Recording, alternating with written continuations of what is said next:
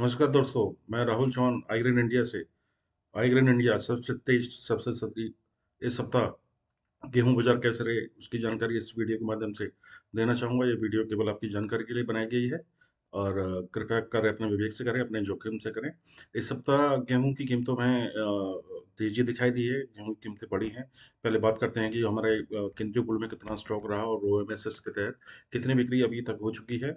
जून 2023 जो बिक्री शुरू हुई थी ओएमएसएस स्कीम की, उसमें एफसीआई ने अब तक करीब 60 लाख टन गेहूं की बिक्री की है, जो कि एक अच्छी मात्रा है। लक्ष्य 1 से 1 लाख टन रखा गया है। इसके अतिरिक्त 25 लाख टन भी वो बेच सकते हैं, ऐसा उन्होंने बताया है एफसीआई ने। 1 जनवरी को केंद्रीय पूल में जो गेहूं का स्टॉक था 165 लाख टन के आसपास था। और अगर आप बात करते हैं दिसंबर में, तो वो 192 लाख टन के आसपास था। तो स्टॉक जो है करीब 30 लाख टन के आसपास घटा है।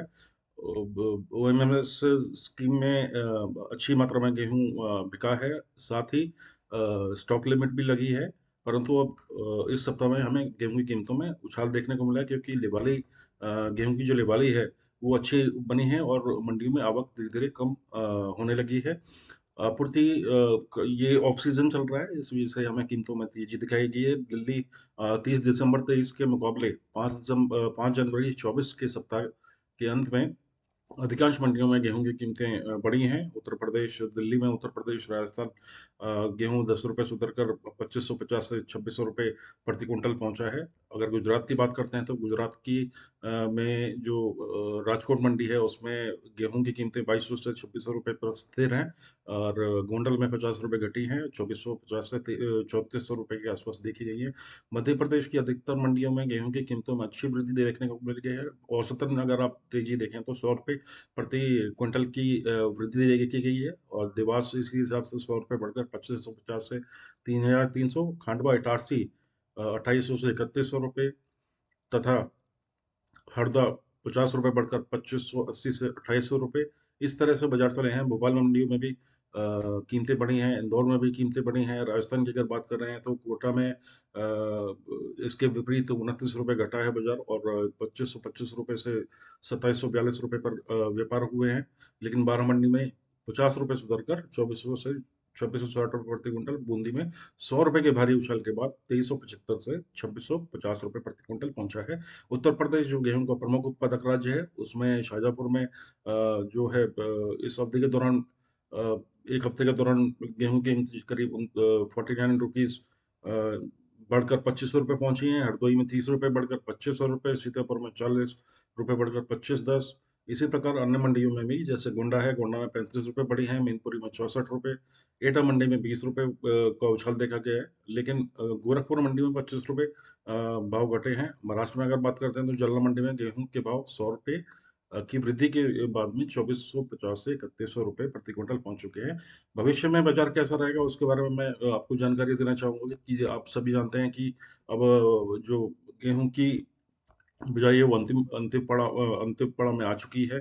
और पिछले साल के लगभग बराबर सी है, मामूली कम है लेकिन लगभग बराबर कह सकते हैं। कुल बिजाई 331 लाख हेक्टेयर के पार पहुंच चुकी है। और आकर्षक कीमतों को देखते हुए इस बार गेहूं की बिजाई जो है वो काफी किसानों ने प्राथमिकता दी है, और बिजाई भी लेट हुई है।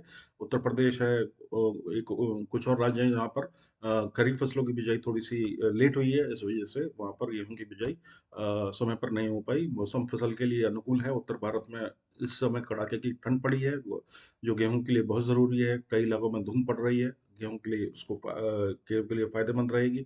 और उत्तर प्रदेश में बिजाई की बात करूं तो 100 लाख हेक्टेयर का तक पहुंच चुकी है। और मध्य प्रदेश में 68,000 हेक्टेयर बढ़कर 84 लाख हेक्टेयर पहुंच चुकी है। हरियाणा और पंजाब में भी जो बिजाई है उसमें नॉर्मल देखी जा सकती है। राजस्थान में बिजाई पिछले साल से करीब 1.2 लाख हेक्टेयर घटकर 28 लाख हेक्टेयर में सिमट चुकी है।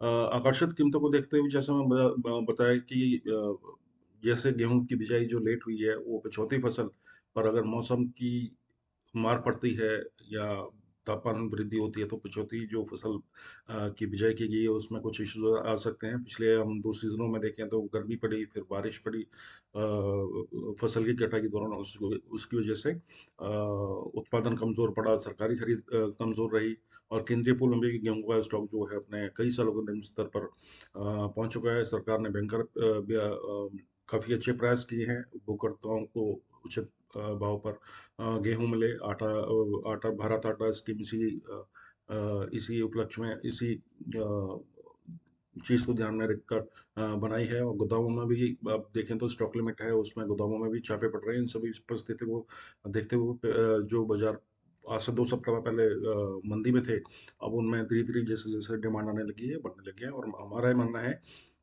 कि गेहूँ की कीमतें भविष्य में तेज़ हो सकती हैं क्योंकि उत्पादन लास्ट ईयर पिछले 2 सालों से उत्पादन कम रहा, सरकारी खरीद कम रही।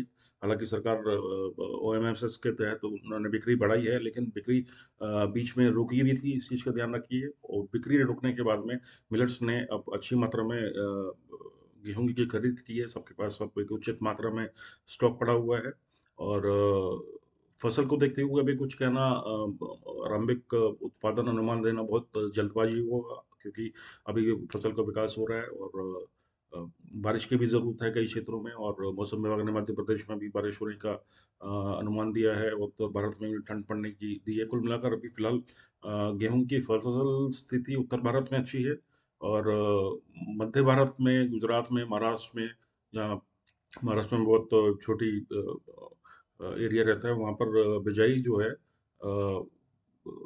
और तापमान जो है मौसम जो है खासकर वो लास्ट ईयर से तापमान थोड़ा-सा अधिक है, तो उपलब्धता पर उत्पादकता पर असर पड़ सकता है और चुनाव सीज़न को ज़रूर ध्यान में रखें, उसी के साथ अनुपात में व्यापार करें और आने वाले भविष्य में गेहूँ की कीमतों में आइग्रीन इंडिया को अच्छी तेज़ी की उम्मीद दिखाई दे रही है। आइग्रीन इंडिया से जुड़े रहें, सबसे सटीक, सबसे तेज़ खबर पाएँ। नमस्कार, कमेंट करें वीडियो को, लाइक करें, शेयर करें, कमेंट करना ना भूलें सर। धन्यवाद।